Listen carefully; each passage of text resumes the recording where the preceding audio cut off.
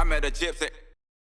So I actually wanted to ask about your injury because I probably never really had a full combo about your injury. Which Are one? you sick of talking about it? No, you your main one, the big dog. Oh yeah, no, that's all good. Talk Yeah. about it.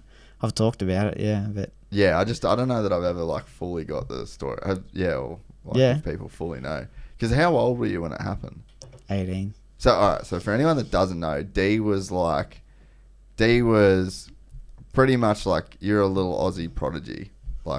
It was you brothers, it was the Lawrence brothers, you guys are all kind of around a similar age. You're Hunter, older than Jet. Yeah, Hunter, and I'm 2 years older than Hunter. Oh, so you're just a bit older than Hunter. But yeah, I grew up with, I'm sure a lot of people say this now, but I grew up riding with Hunter and Jet at races. We always pitted together. Dad worked with Darren, and then they obviously, they enjoyed watching Jay, and Darren was good with Jay, was always getting a bit of knowledge, and they spent a bit of time in New Zealand together. But yeah, kind of chased them along. They're always the same sort of age, same sort of races at most weekends. But so you were just it was similar path for you. You were definitely, you were on the Yamaha team and all that sort of stuff. Yeah, when I had my injury, I was getting bikes through Yamaha. Yeah.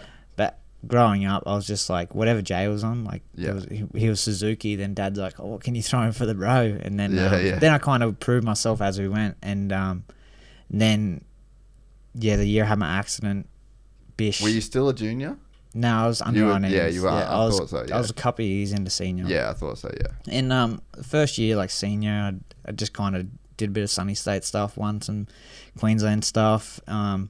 Dad's oh, don't really want to throw you into the national just yet, when you're ready. And we did the last 2 rounds, and I was running up front with Jay. I had my first one, I just snapped a chain, and Dad's fuck, maybe we should have taken to all of them. And I was just I was happy just doing them. And I was the type of dude, I used to get nervous, man. I didn't really? And I was the dude just to hang out with my mates.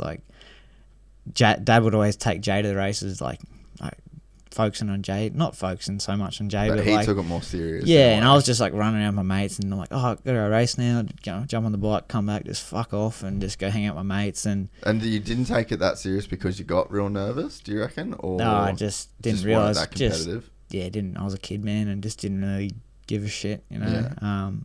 Wasn't spoiled, but just kind of. It was just always there. Yeah. That's all I knew, but then the year I had my accident, I was I can win the 19s that year.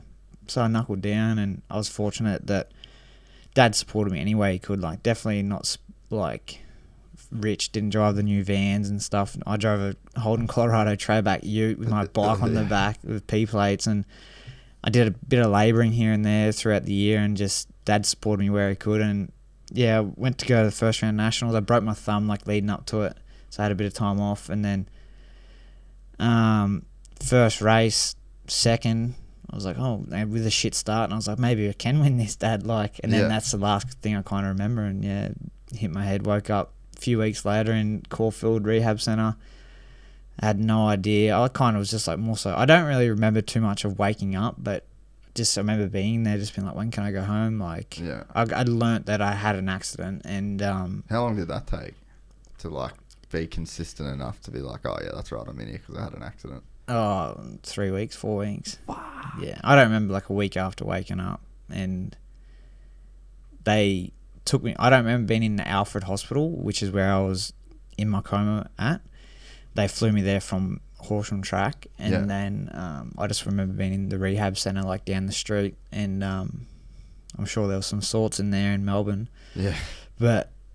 Yeah, Jay bring Misty in. I'm what are you bringing Misty in for? And he's oh, I'm staying at a house for her in Melbourne. And then shortly after, she's pregnant and they get married. So that snowballed that. But just it was a strange time. Obviously, it was so long ago now. But the more I learn about it now, I'm starting to think. I always got asked, do you have any side effects, any long term effects from it?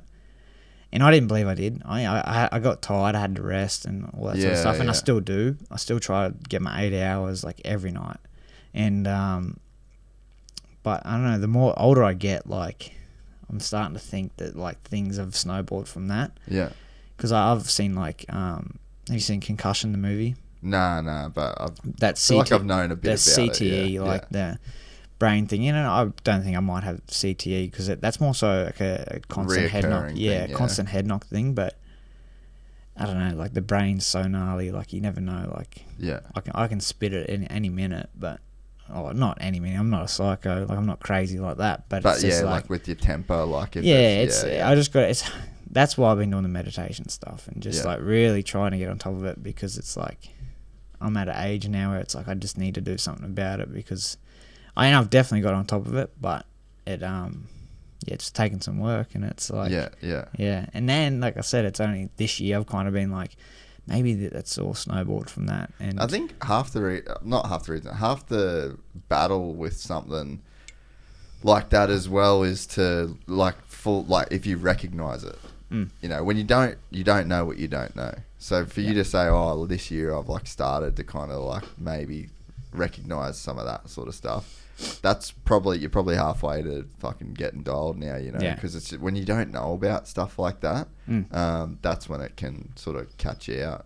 Yeah, for a 26-year-old, I feel like I've done a lot, I've been a lot of places, and I've experienced a lot of things, good and bad.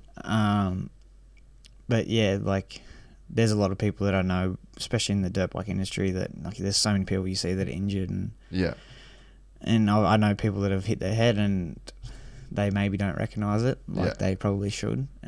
But yeah, I'm pretty aware of it, and like I said, I do my reading and I look into it a bit. Probably could look into it a little bit more, but I'm just getting older. I'm starting to recognise it, and like you said, that's half the battle, is finding it and kind of being like acknowledging it and trying to do something about it. If you enjoyed this content, please like and subscribe. And to listen to the full 3-hour podcast, search Gypsy Tales in your favorite podcast platform or click the link in the description below. Gypsy Gang.